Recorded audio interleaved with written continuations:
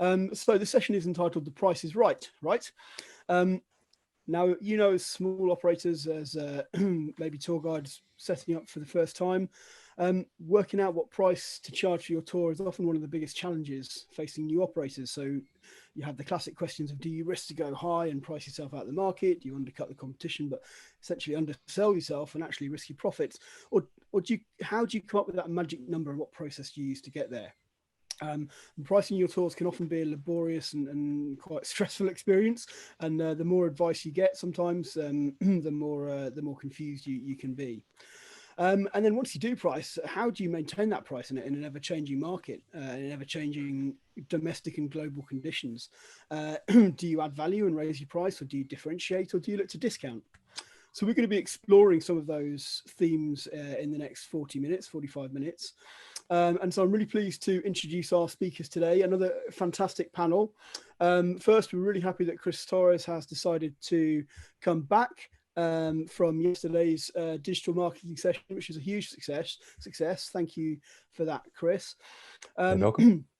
So for those of you who weren't on there yesterday, Chris runs a tourism marketing agency out of Glasgow in Scotland, who helps and supports worldwide tour operators in all their digital marketing efforts.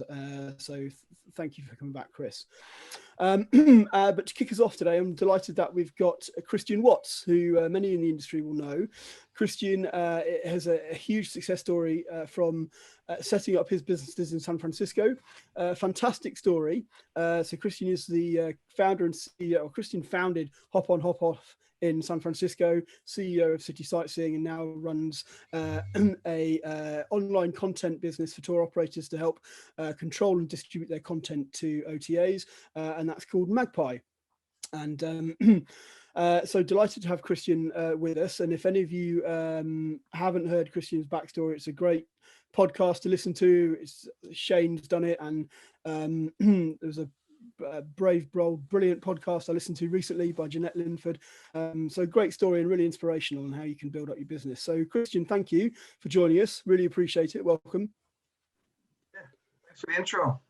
No worries. So you're going to kick us off, Christian, with a little bit of a workshop on pricing. Yeah, I'm gonna jump into a couple of slides.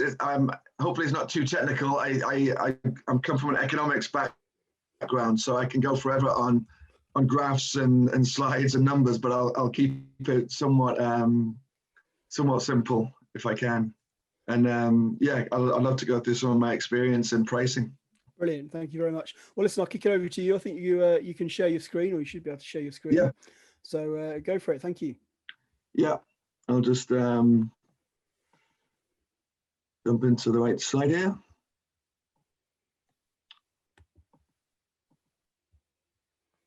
Okay, is that showing? Yep. Yeah. So yeah, just a quick intro. I've been in, as you'll soon tell, I'm not from San Francisco. I'm from the UK, but I've been in San Francisco just over 20 years. Did start the Hop On Hop Off double-decker bus business out here. San Francisco in general is just a very competitive market, partly because it's a great place to live. Everyone wants to be here. And it's obviously a big tourist destination, so it's been really competitive for everything, and especially in sightseeing, since I've been here in the last 20 plus years. So we did start the Hop On Hop Off about 15 years ago, and very quickly we got 5 competitors. So there's been pretty much 4 or 5 Hop On Hop Off companies in the city for the last 15 years up until this year. Right now, unclear how many there's going to be coming out of this. But one of the interesting things about having so many competitors is the focus on price. And I don't mean that in a negative way, but it becomes a critical factor.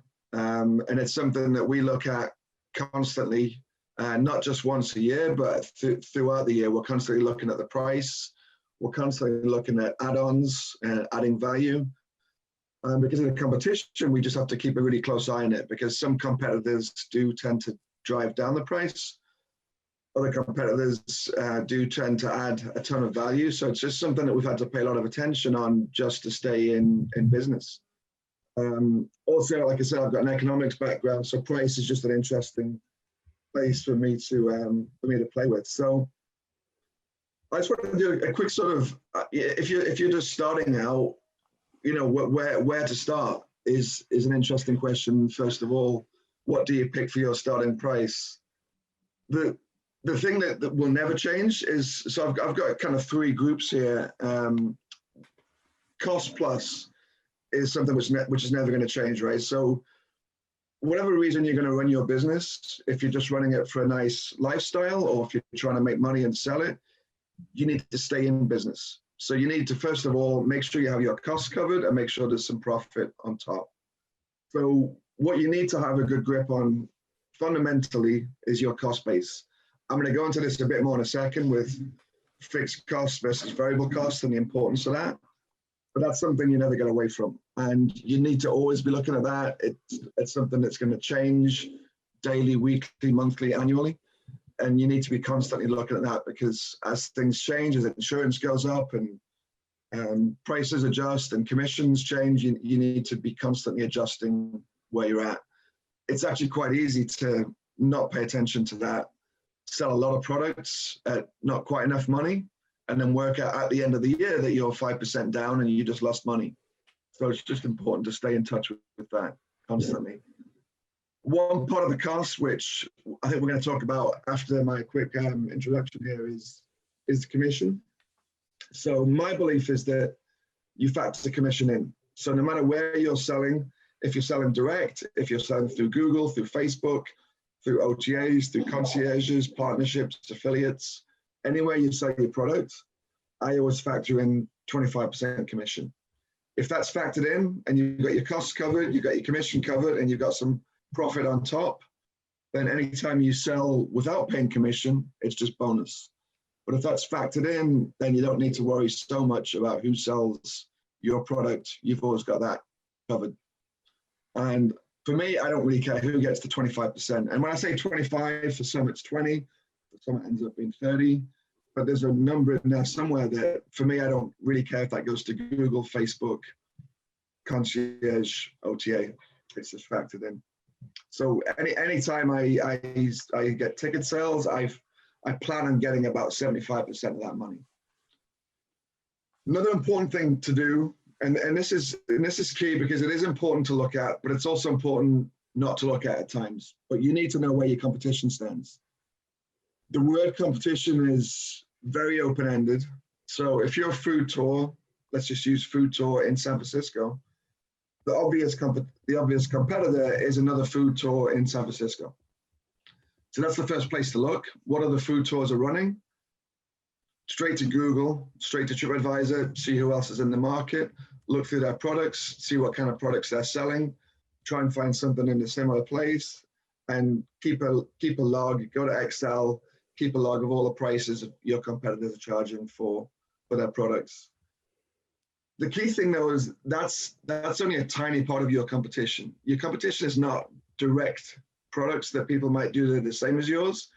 It's all the other things that the customer has to do. So if you're talking about tourists and they're in your city for 2 or 3 days, which is typical, they didn't come there just to do a food tour. They came there to see the city, to see the area, and to spend time and to get the most out of their experience. So yes, food tour is competitor, but so is a boat tour, and so is the double-decker bus tour, and so is any other attraction or wax museum or science museum or anything else there is to do.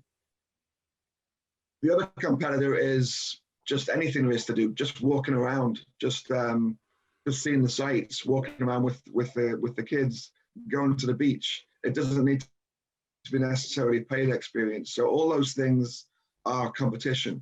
You can't price those things to do necessarily, but if everyone goes to your town and the biggest thing they do is go to the beach, you need to know that going in, because that's what you're trying to get people, is get them off the beach.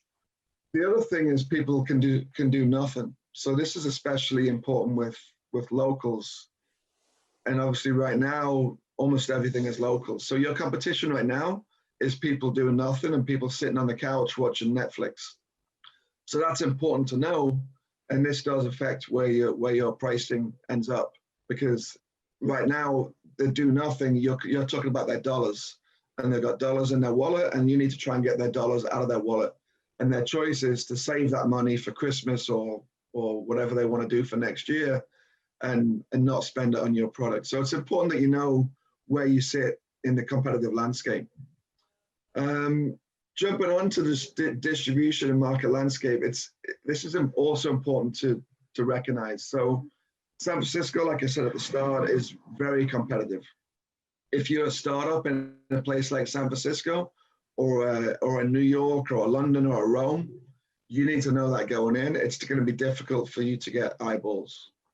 Yes, these places have a ton of visitors, but visitor count doesn't necessarily convert to revenue. One example of this is people often, when they're looking at opening businesses, they look at arrivals and visitor numbers, and they look at places like Orlando and think, oh, 60 million visitors a year, can't go wrong. Orlando's a really difficult place to do business, because yes, there are 60 million people, but they go to Orlando for one reason or for two reasons, and it's not to do your food tour.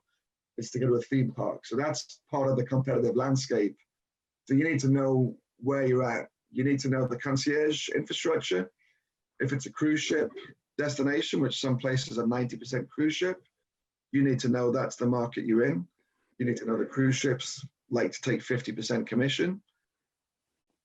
You need to know what kind of partnerships are out there, other companies, other tour companies. Will they work with you? Is it a friendly sort of infrastructure in your destination? You need to know demand. You need to know seasonality. And you need to track that monthly or even weekly so you can plan properly for the year ahead.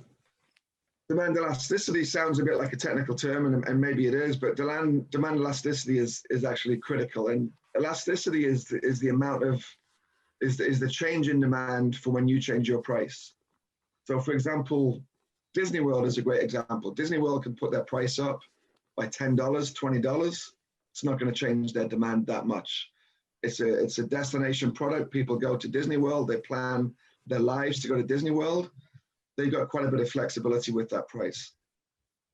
If you're a kind of a wax museum and it's not that important and you're just getting the walk by traffic and people just kind of do it to fill an hour, you've got a very elastic demand, which means if you put your price up $10, the demand may disappear.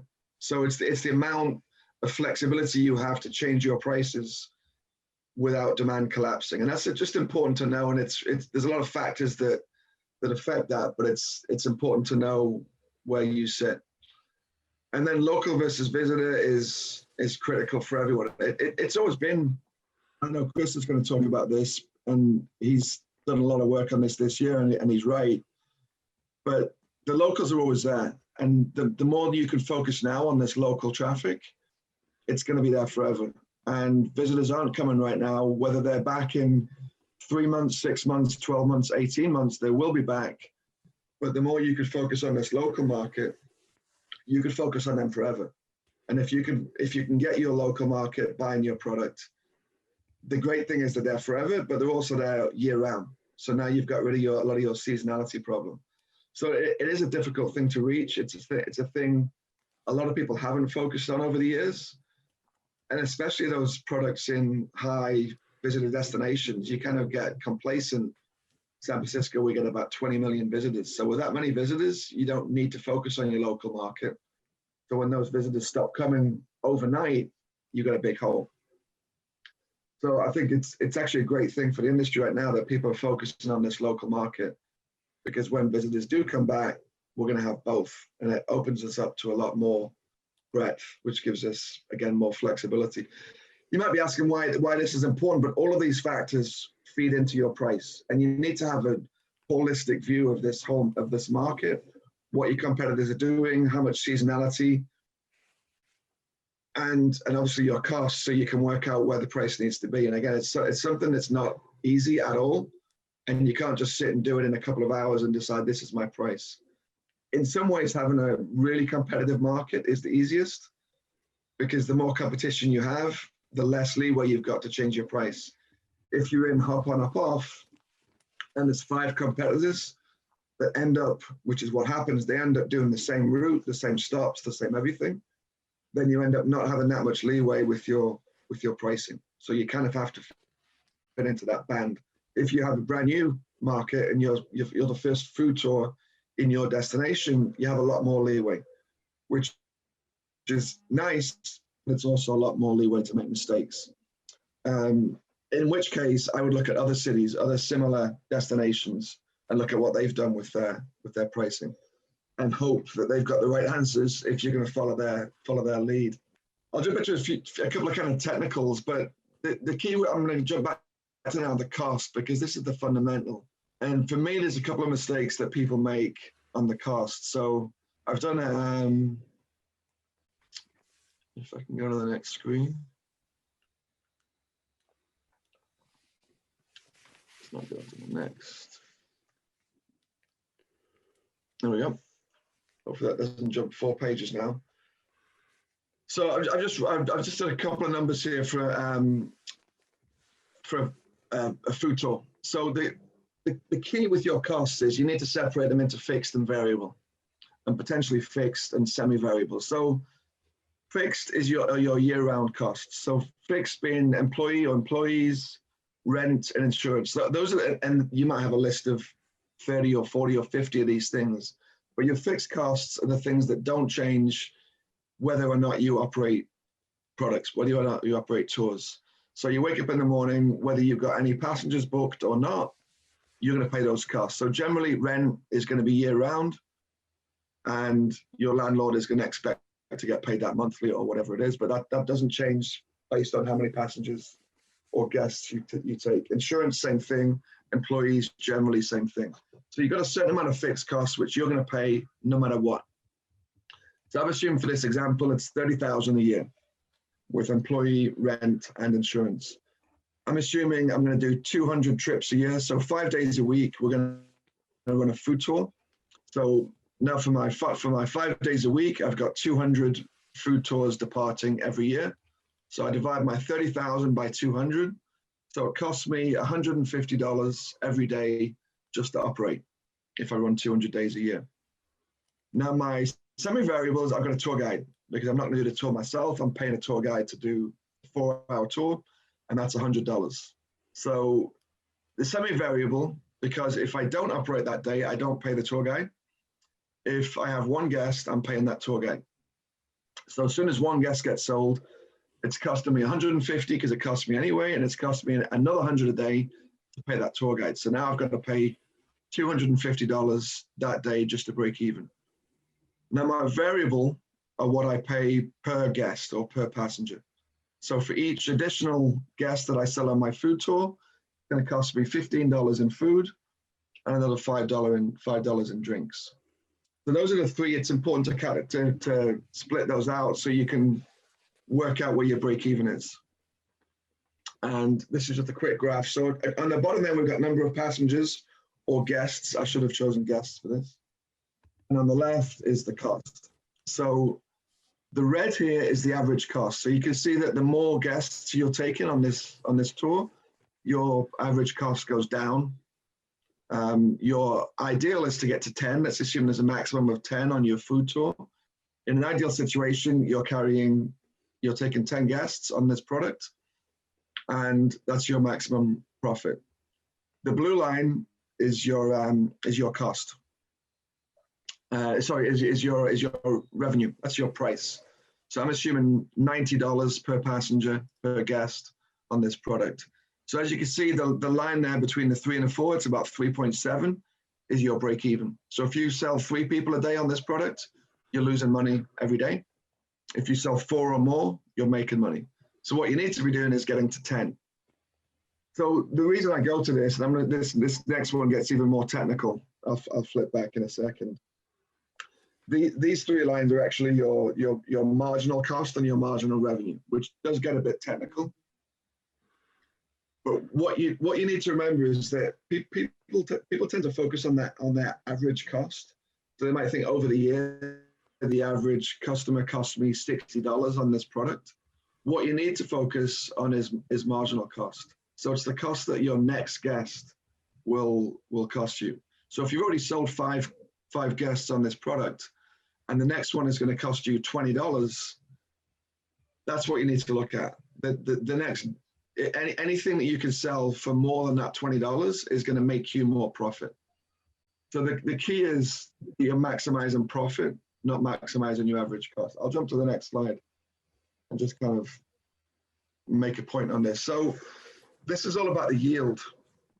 So yield is the total revenue that you're taking in. So there's just a real focus on the average cost it takes for me. So if my average cost is $60 for that tour, and I have to sell every guest at $60 or more, that's not true. You need to focus on the maximum dollars per departure. So for that departure we just talked about, you want to get 10 guests and you want to get the most dollars you can get out of those 10 guests. So, and the reason I go here is I'm a big believer in distribution. So rather than focus on the dollar you're going to get for each next guest, try and focus on filling all of your spots. If you've got 10 maximum guests allowed on each departure, you want to get to 10. And the reason I focus on this is I think the tours and activities industry is kind of lacking on this. And we're about 10 years behind hotels and probably about 10, 15 years behind flights, air travel. And those guys do nothing but focus on yield. They're all about price segregation. They're all about yield. And that's why you'll never pay the same, pay the same as the person next to you on that flight. Is they charge a different amount for every person on that flight. They change their prices by the minute, by the hour, by the day, because all that airline cares about is selling its last seat. And the Ryanairs of the world and the EasyJets, they don't mind selling that first passenger for £1 or £10 or £15, because that's not what it's about. It's about selling that last seat, and that's where your money is, and that's where your profit is. So focus on yield and not price. And we're going to get into a bit of a discussion about this next. Tours and activities are not so special. Again, same thing. There's a lot of people that think, oh, we're a special industry and we're different. We're not that different. We're the same as any other industry. We follow the rules of economics. Customers behave the same way. If you charge them more, they're going to buy less. If you give them good value, they're going to buy more. So we're not so special. We don't act differently to any other industry in the world. Your product is not so special. This is basically, and I think we all do this. We all, I think, have an attachment to our product, and we all spend hours and days and weeks and months looking at our product, working on our product. And then there's a feeling after that that everyone else is also spending that much time worrying about the nuances of our product. Has it got food included? Does it go to this restaurant? Does it stop at this place? Most customers don't care that much. They're looking at your product. They spend a minute or 2 minutes reading the description. They're not studying it. They don't spend forever learning what you do versus your competitor. You've got a very small amount of time to convince them to buy your product. So the price is a critical part of that, and they don't care about what you care about. And that's a critical thing to look at. And it leads on to my next point is you are not your customer. So I took a long time when I started up. I started up buying a bus for $3,000. Didn't have a lot of money. Was not I traveled. I was a backpacker at the time, so I wasn't used to spending a lot of money. And it's difficult to understand that a lot of customers out there will spend a lot more money than you will on their vacation, or a lot less money. So don't look at what your product is from what you would buy. Look at what the market will bear. If you're in if you're in Monte Carlo in France, in Monaco, you can go and charge $300 per passenger. These are prices which your market might not bear, but you need to look at what the customers will pay for your product, not what you would pay. So try and get yourself out of your own head, which is why you're not so special and you're not your customer. Get yourself out of your head and always look at what the customer's looking at. That's the only thing that matters to him. Your customer doesn't care sounds a bit rude, but your customer doesn't care. It's only about the value they get. I see a lot of comments about, oh my God, my insurance went up and I have to put my prices up because my insurance went up and this and that, and my food costs changed on this product. And these are all important factors. But again, your customer doesn't care. You need to get your price right and then let your customer worry about, is this product good value or not? They don't care about your costs for fuel, insurance, and this and that, and staff. It's just of no relevance to them. So when you say, oh, my customer will pay more because I had to get an extra tour guide, and I had to do this and do that. It's not true. They're looking at your product generally on a web page. They're looking at the value they get from that product, and is that worth them spending their money? And that's the only thing you need to worry about. The last point is, and we're going to get into a bit of a debate here about pricing, is locals are not tourists. So a lot of us came from a place where it was close to 100% tourists. You get the classical tourist markets like your Parises and your Romes, and we all know what tourist prices means. I think anything within half a mile of the Eiffel Tower is going to cost you 20% more, whether that's a sandwich or a pizza or a cup of coffee. It might cost you 100% more for a cup of coffee. Those are tourist prices because tourists have limited time, and tourists waited a lifetime to go to Paris to visit the Eiffel Tower. They're going to be Eiffel Tower area for 2 hours. Money is less of a factor. At that point, they don't mind spending an extra €5 on a sandwich because they're at the Eiffel Tower and they're going to make the most of this, and it's all about their time and not their money. When you're selling to locals, it's not that case. They live here, they're locals, they live here 365 days a year. You're trying to get them off the couch. They won't spend tourist dollars on your product. So you need to think about that. And I'm not saying your product is a tourist or a local product, but this is where price comes in, because we've had this debate about, do you need to change your price for locals? And there is no right solution for everyone, but it's a different customer. And for tourists, you're trying to get their money for the next hour or two or throughout the day. For locals, you're trying to get them off the couch. And trying to get them off the couch is a different ball game. And they won't come in and they won't pay local prices. I can't sell my hop on hop off, which is expensive.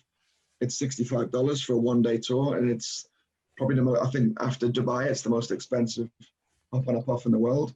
I can't sell that to locals. It's just the market won't bear that. The market will bear locals people coming in from the UK. They've only got 1 day in San Francisco. For them, it's great value. It's the best way to see, I think, it's the best way to see San Francisco in a day. You get to see the Golden Gate Bridge, Alcatraz, all the great sites. $65 for them. That's great value. You get to you get the experience. You get the hop on hop off. For the local, that's $65. Just wouldn't bear it. They don't want to see the Golden Gate Bridge. They've got different expectations. So it's an important part of it, and it's going to lead us on to this sort of discount discussion. Another thing I'll just say, just to sort of finish off, is you do want to get your pricing as correctly as you can when you're starting out. Obviously, changing prices is difficult, especially if you've got distribution. A lot of times, I work with about 150 distributors, anywhere from the OTAs to Groupon sometimes. I do deals with Groupon occasionally in the winter, to traditional tour operators. But traditional tour operators, we sell them 18 months in advance potentially. So they're now some of them are now asking us rates for 21, 22. It's an awful thing to have to give rates that far ahead, but once you've given those rates out, they keep them.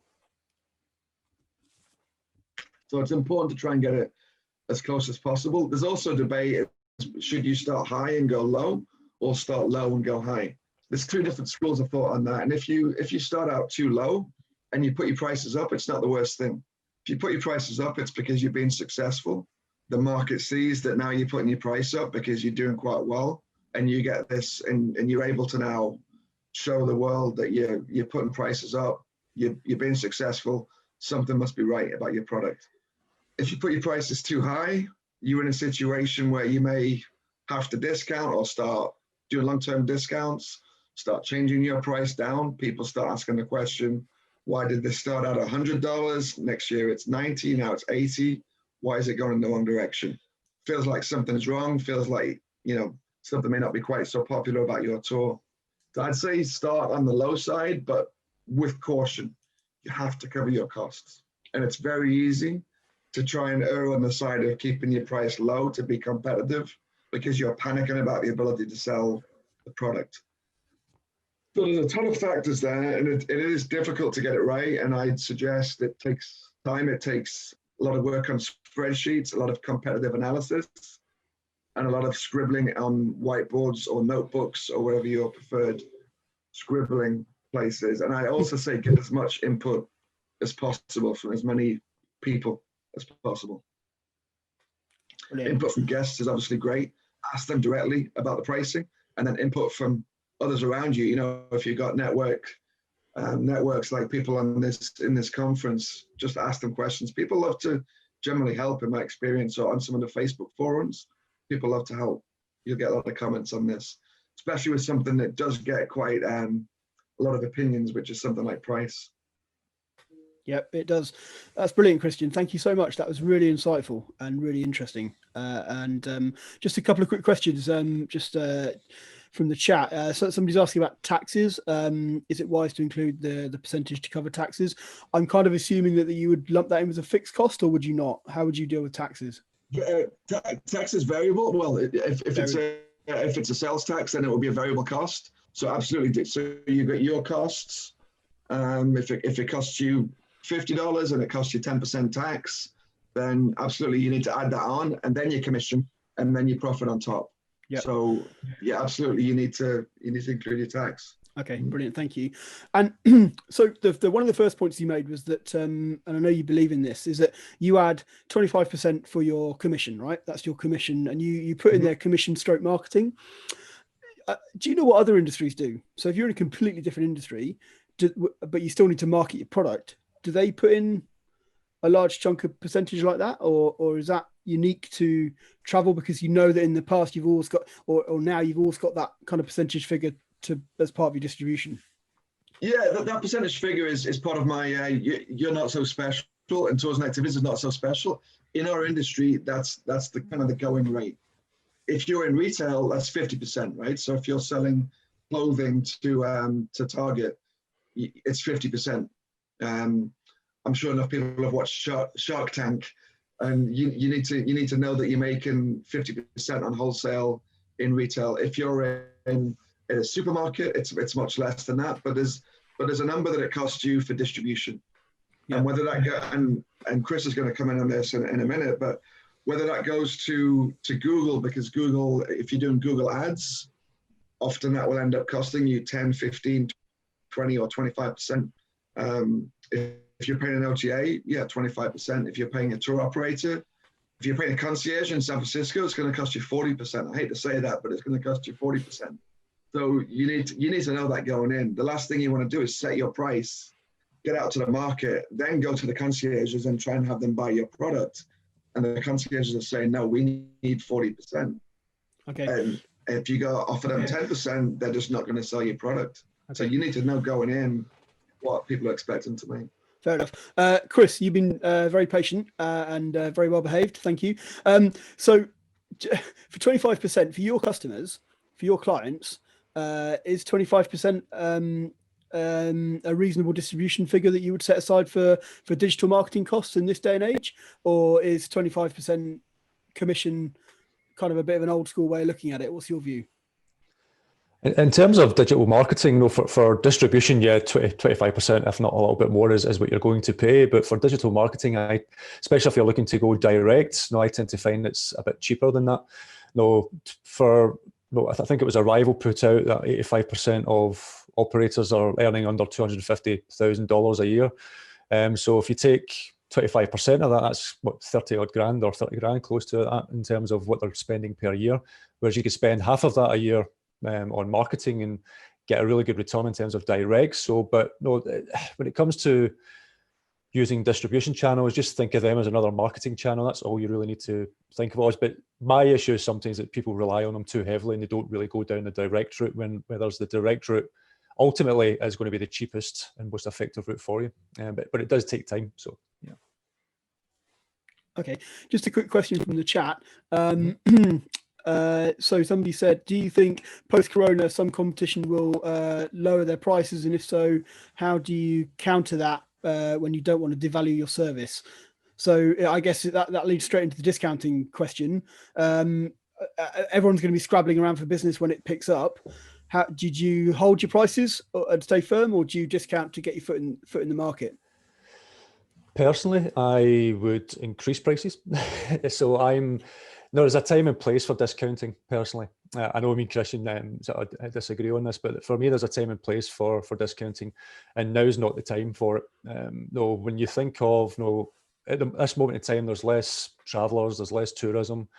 People are trying to discount their tours, so you've got the added effect of less revenue because of the less tourists. Then you're adding possibly commission and whatever else on top of that, and then you're discounting. So it just pretty much eats away to your profit and revenue margins completely.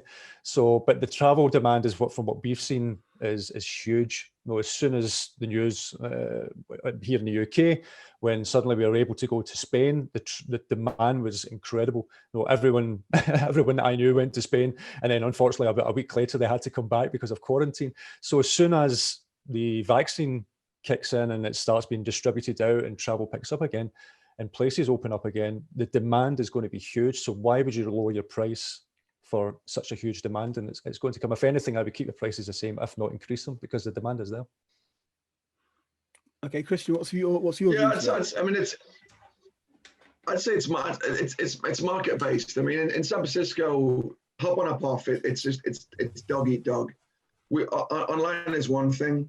On the street, it is dog eat dog. I mean, we all sell at the same spots, and there's one player who competes on price. It's terrible, but they will just stand there on the street and discount by 20%, 50%, whatever it takes to get that family on that bus.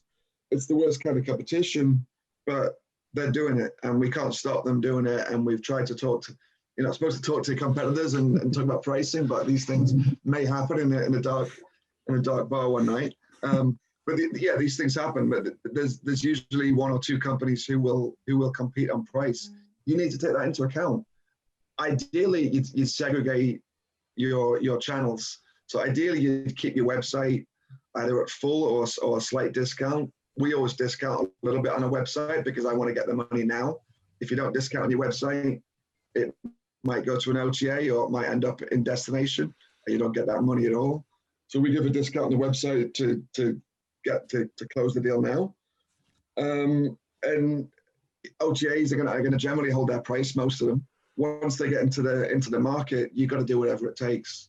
And the demand is not, Chris says the demand is there. For very few operators, the demand is going to be back next spring. It's not going to be back at 100%. I don't think it's your decision. You can't on your own decide that I'm not going to discount my price. So if your competitors have all discounted 20%, everyone in the city is discounted by 20%, and you're putting your price up 20%, your market share is gone. So you have to kind of follow the lead somewhat in the market. If, concierges are a discount. If concierge commissions, if your competitor goes in and offers everyone $10 more commission, they're all going to your competitor, all of them. So you standing there saying, I'm going to hold my prices, I'm not paying $1 more in commission, that's nice, but you've lost all your business. So you need to do, in some degree, you need to do what it takes. I'm not saying slash your prices and discount forever, but unfortunately, if that's where the market's going, that's where it's going. People care about price. Yeah, no, I get that. I cut my very blunt teeth on the streets of Spain 20 years ago, flogging excursions, and that was pretty cutthroat. Sometimes literally, environment to sell stuff in. So I get that.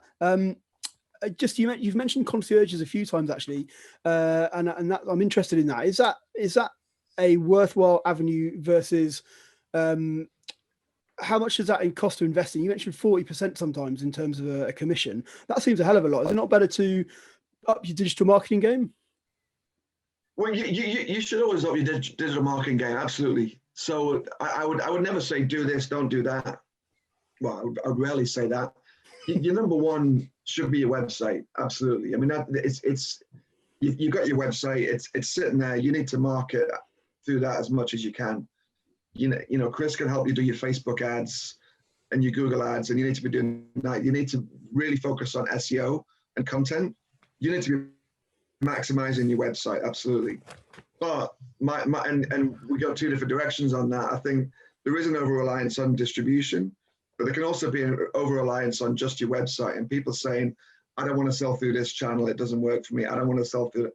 For me, you should be selling through most channels. because like I said earlier, you need to maximize your yield, not maximize your average price. Concierge in San Francisco are a huge business. If at 40%, it's not that interesting. Who knows when we come back what it's going to look like? But most markets are not 40%. They're sort of 15, 20, 25%. They're great. They're on the corner as well, right? You've got wherever you're at, the hotel on the corner, you can go and buy the concierge a cup of coffee, give them 20%. A lot of them are going to be bigger than an OTA.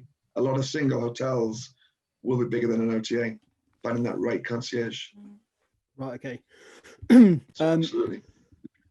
Okay, Chris, have you got anything to add on that? We've just got about a minute left, I'm afraid, gents.